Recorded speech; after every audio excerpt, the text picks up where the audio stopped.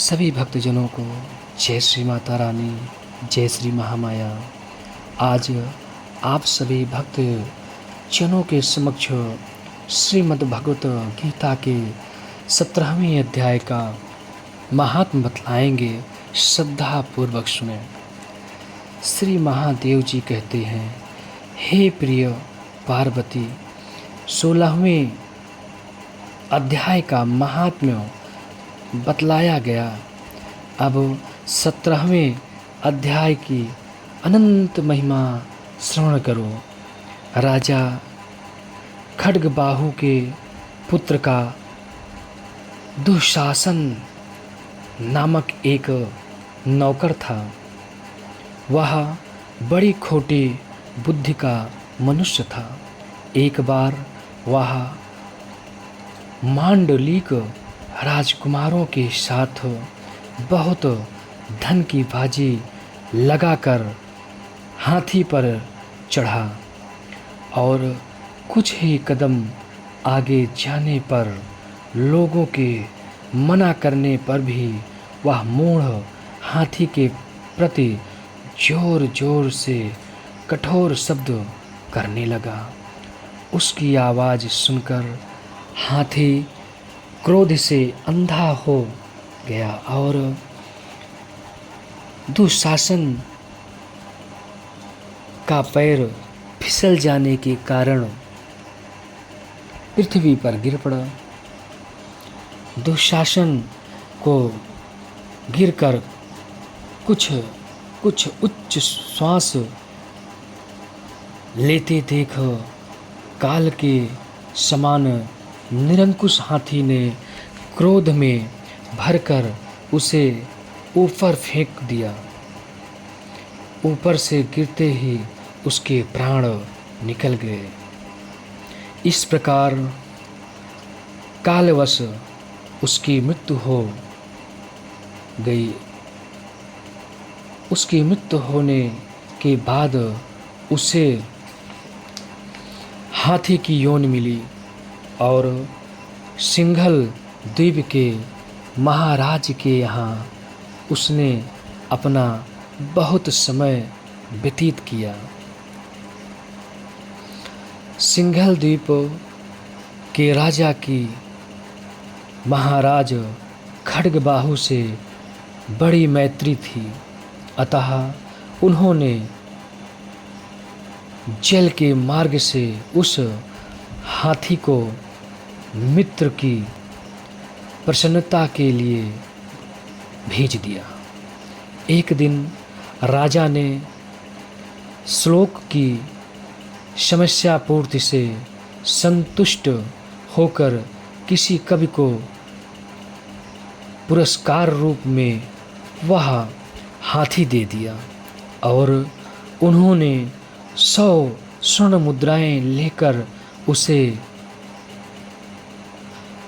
मालव नरेश के हाथ बेच दिया। कुछ काल व्यतीत अर्थात कुछ वर्ष व्यतीत होने पर वह हाथी यत्न पूर्वक पालित होने पर भी असाध्य ज्वर से ग्रस्त होकर मरणासन्न हो गया।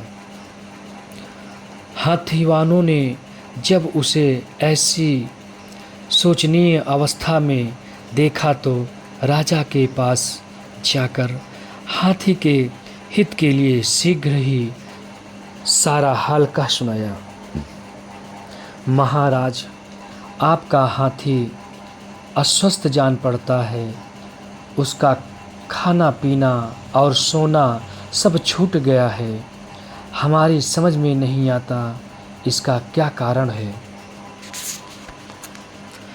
हाथीवानों, जिसे महावत कहा गया है, हाथीवानों का बताया हुआ समाचार सुनकर राजा ने हाथी के रोग को पहचानने वाले चिकित्सा कुशल मंत्रियों के साथ उस स्थान पर पदार्पण किया जहाँ हाथी ज्वरग्रस्त होकर पड़ा था। राजा के सामने आने पर राजा को देखते ही उसने ज्वर जनित वेदना को भूलकर संसार को आश्चर्य में डालने वाली वाणी में कहा, संपूर्ण शास्त्रों के ज्ञाता, राजनीति के समुद्र, शत्रु समुदाय को परास्त करने वाले तथा भगवान विष्णु के चरणों में अनुराग रखने वाले महाराज, इन औषधों से क्या लेना है? वैद्यों से भी कुछ लाभ होने वाला नहीं है। दान और जप से भी क्या सिद्ध होगा? आप कृपा करके गीता के 17वें अध्याय का पाठ करने वाले किसी ब्राह्मण को बुलवाइए। हाथी के कथानुसार राजा ने सब कुछ वैसा ही किया।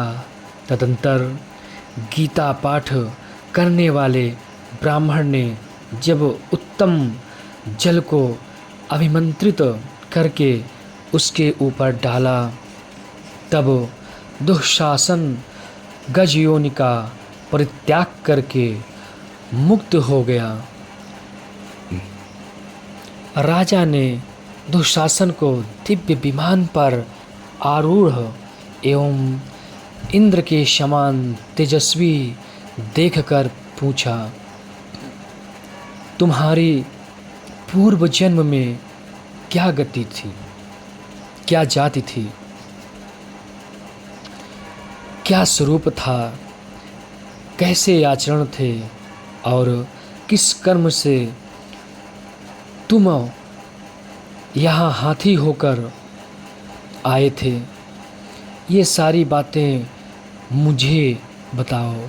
राजा के इस प्रकार पूछने पर संकट से छूटे हुए दुःशासन ने